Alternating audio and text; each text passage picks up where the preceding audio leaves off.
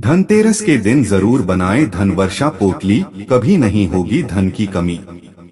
दोस्तों, आज के वीडियो में हम जानेंगे कि धन वर्षा पोटली कैसे बनाएं, क्या सामग्री चाहिए और कुछ लोगों ने जिन्होंने पिछली बार पोटली बनाई हुई है तो उस पोटली की सामग्री का क्या करें, और जो पिछले वर्ष का धनिया है उस धनिये का हम क्या करें, और भी इसी प्रकार के धनतेरस और दीपावली से जुड़े हुए लोगों के प्रश्न है। तो पोटली बनाने की सभी जानकारी के साथ आपके प्रश्नों के उत्तर भी बीच बीच में मिलते रहेंगे, तो वीडियो को पूरा जरूर देख लीजिए। और हाँ, अगर आपको वीडियो अच्छी लगे तो लाइक तो जरूर ही कीजिए। अब बात करें कि पोटली कैसे बनाना है, तो पोटली बनाने के लिए जो सामग्री आपको सबसे पहले चाहिए वो है एक बर्तन। कोई सा भी पात्र चलेगा, आपके पास पीतल का हो पीतल का ले सकते हैं, स्टील का ले सकते हैं, या फिर आप चाहे तो चांदी का अगर है तो चांदी का भी ले सकते हैं।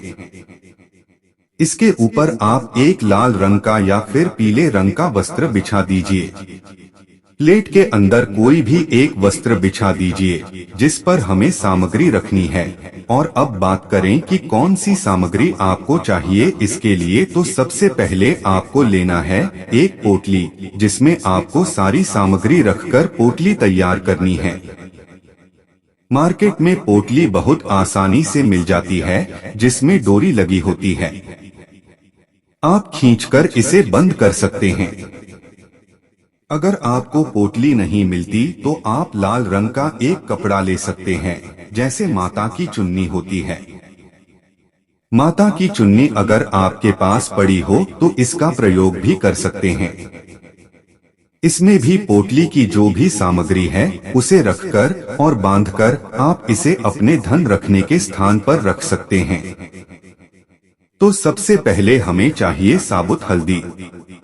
साबुत हल्दी बहुत जरूरी होती है, शुभ मानी जाती है और महालक्ष्मी को अत्यंत प्रिय भी मानी जाती है। तो साबुत हल्दी पहली सामग्री है। हल्दी की गांठ ले लीजिए। दूसरी सामग्री होगी सुपारी। 2 सुपारी आप लेंगे। इसके साथ ही तीसरी सामग्री आपको चाहिए एक चांदी का सिक्का, जिस पर लक्ष्मी गणेश बने हुए हो। बस आपको इस चीज का ध्यान रखना है कि जो सिक्के पर लक्ष्मी जी और गणेश जी बने हुए हैं वह बैठी हुई मुद्रा में हो। अगर आपके पास पुराना सिक्का पड़ा हुआ है तो आप उसका भी प्रयोग कर सकते हैं। हर बार नया सिक्का लेने की बिल्कुल भी आवश्यकता नहीं है। आपने अगर पिछली साल पोटली बनाई हुई है तो उस पोटली में जो सिक्का है आप उसका प्रयोग भी कर सकते हैं। अगली जो आपको सामग्री चाहिए वो है पीली कौड़ियाँ। आप पीली कड़ियाँ पूजा की दुकान से ले सकते हैं। मान लीजिए आपको पीली कौड़ियाँ न मिले तब आप सफेद कौड़ियाँ ले सकते हैं। सफेद कौड़ियाँ आसानी से मिल जाती है। पीली कड़ियाँ हो सकता है आपको न मिले, मिल जाए तो बड़ी अच्छी बात है, नहीं मिले तो आप सफेद कौड़ी ले लीजिए और उसको केसर या हल्दी से इनको आप एक पीला रंग दे सकते हैं। बस इस बात का ध्यान रखें कि आपको 5 पीली कौड़ियाँ लेनी है। 2 हमने हल्दी ली है, 2 सुपारी, 5 पीली कौड़ियाँ। इसके बाद हमें चाहिए अगली सामग्री गोमती चक्र। 5 गोमती चक्र मिल जाए बहुत अच्छी बात है। 5 गोमती चक्र न मिले तो आप 2 गोमती चक्र का भी प्रयोग कर सकते हैं। यदि आपके पास कम सामग्री है तो चिंता की कोई बात नहीं है। इस पोटली के लिए कम से कम सामग्री में भी आप इसे बना सकते हैं। तो आइए जानते हैं कैसे बनती है यह धनवर्षा पोटली और कौन कौन सी सामग्री की जरूरत होती है। अगर आपके पास 5 गोमती चक्र या कौड़ी नहीं है तो आप 1 या 2 गोमती चक्र और कौड़ी का भी इस्तेमाल कर सकते हैं।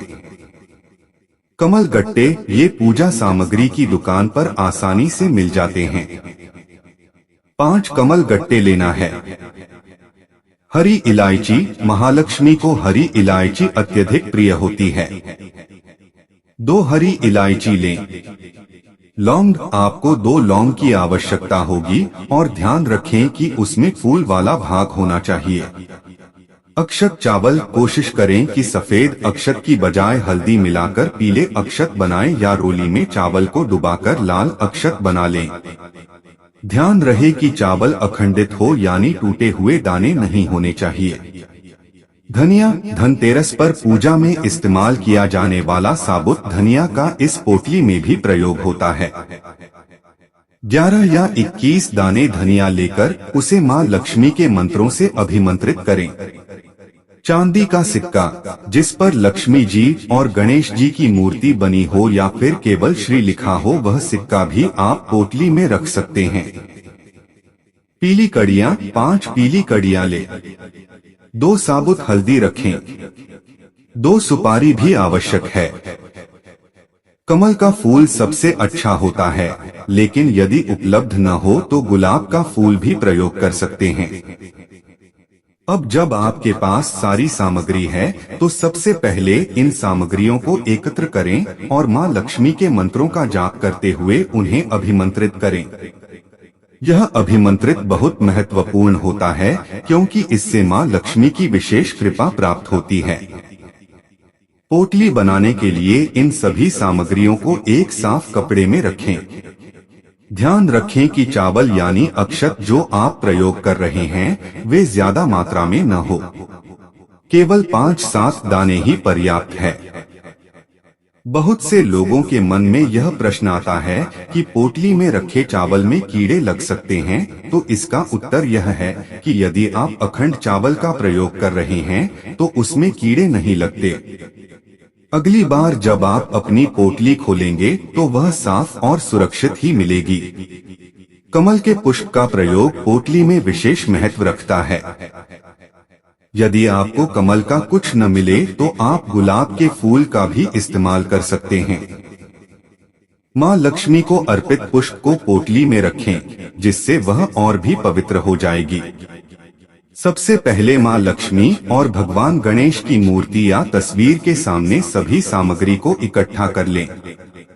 इसके बाद अब शुद्ध जल लें और चम्मच या पुष्प की सहायता से सभी सामग्री पर जल के छींटे दें। अगर आप चाहें तो गोमती चक्र और कौड़ियों का पंचामृत या शुद्ध जल से अभिषेक कर सकते हैं। ध्यान रखें कि अभिषेक करने के बाद उन्हें अच्छे से सुखाना आवश्यक है, अन्यथा केवल जल के छींटों से शुद्ध कर सकते हैं। शुद्धिकरण के बाद सभी सामग्री पर हल्दी और अक्षत अर्पित करें। इसके बाद रोली से सभी सामग्री पर तिलक लगाएं। पंचोपचार विधि से मां लक्ष्मी और भगवान गणेश की पूजा करें। इसमें धूप, दीप, अक्षत और पुष्प अर्पित करना शामिल होता है। ध्यान दें कि जब आप शाम को स्थिर लग्न में मां लक्ष्मी की पूजा करेंगे, उसी समय पोटली की पूजा भी साथ में करें। विशेष ध्यान दें कि धनवर्षा पोटली की पूजा आपको शुभ मुहूर्त में ही करनी चाहिए। आगे आने वाले वीडियो में मैं आपको बताऊंगा कि कैसे शुभ समय में मां लक्ष्मी और पोटली की पूजा करनी है। अभी हम सिर्फ पोटली के निर्माण पर ध्यान दे रहे हैं। जब मां लक्ष्मी की पूजा करें, उसी समय यह सभी सामग्री उनके सामने अर्पित करें। शुद्ध घी का दीपक प्रज्वलित करें और अपनी सामान्य पूजा विधि अनुसार पूजा करते रहें। अब मां लक्ष्मी की पूजा के दौरान आप सभी सामग्रियों को अभिमंत्रित करेंगे। इस प्रक्रिया में मां लक्ष्मी के मंत्र का जाप अत्यंत शुभ है। आप निम्न मंत्र का जाप कर सकते हैं। श्री हरि श्री कमले कमलाले प्रसीद प्रसीद। श्री हरि श्री महालक्ष्मी नमः। यह मंत्र 27 अक्षरों वाला है और इसे 108 बार कमल गट्टे की माला से जप करना चाहिए।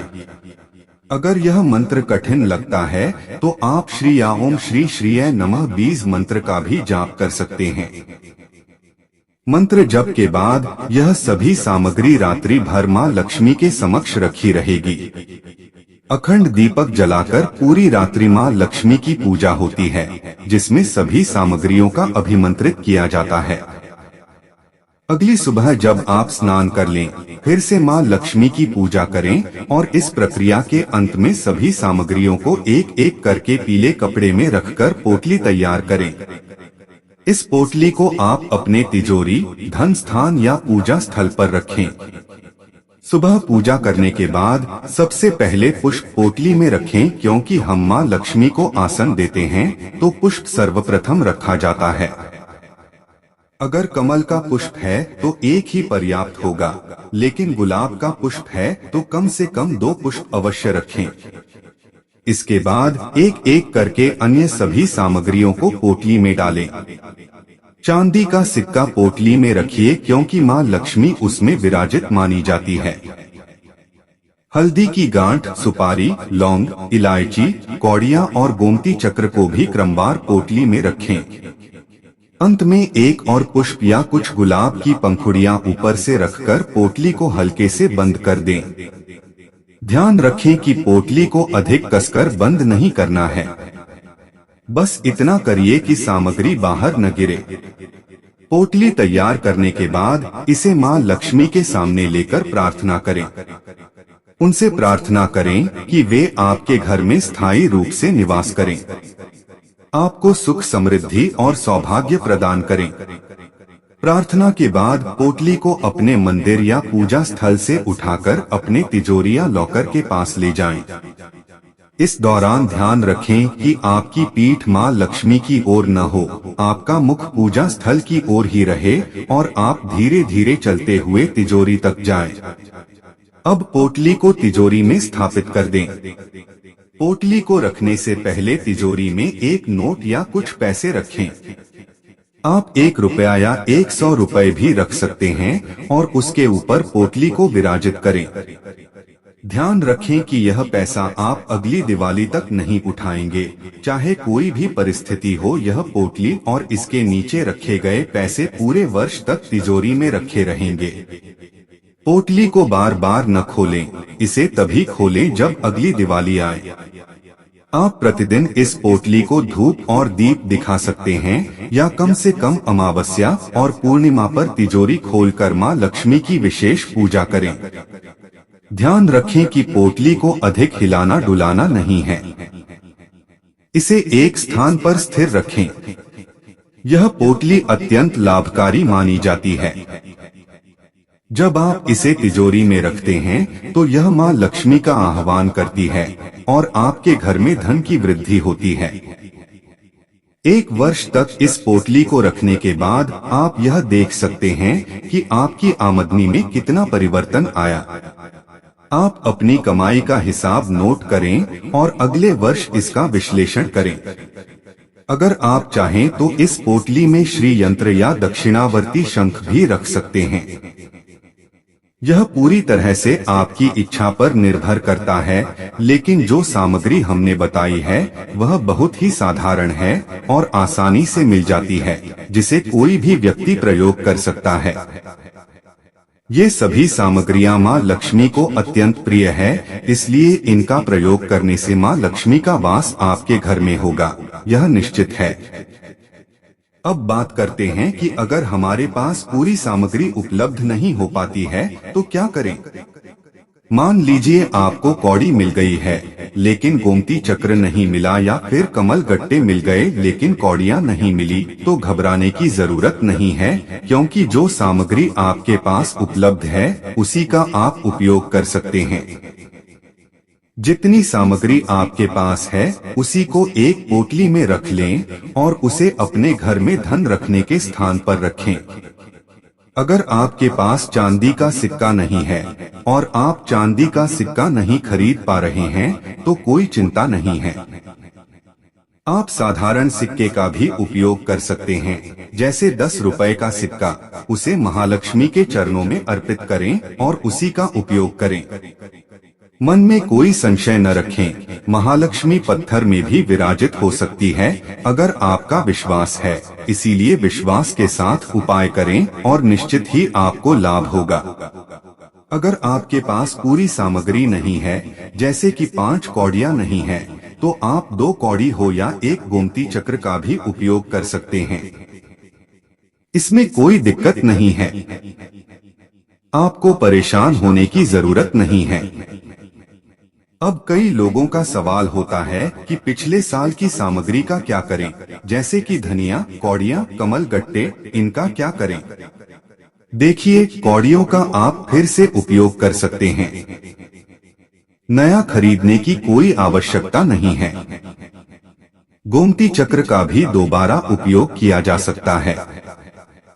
अगर आपके कमल गट्टे ठीक है, उनमें कोई कीड़ा नहीं लगा है, तो आप उन्हें भी फिर से इस्तेमाल कर सकते हैं। लेकिन अगर कमल गट्टे खराब हो गए हैं, तो उन्हें बदल दीजिए। पिछले साल का धनिया और अक्षत निकाल लीजिए, क्योंकि उनका इस साल उपयोग नहीं किया जाएगा। पोटली का भी दोबारा उपयोग किया जा सकता है। अगर आप नई पोटली नहीं खरीदना चाहते, तो पुरानी पोटली का उपयोग कर सकते हैं। बस उसे अच्छे से धो लीजिए और गंगा जल के छींटे मारकर शुद्ध कर दीजिए।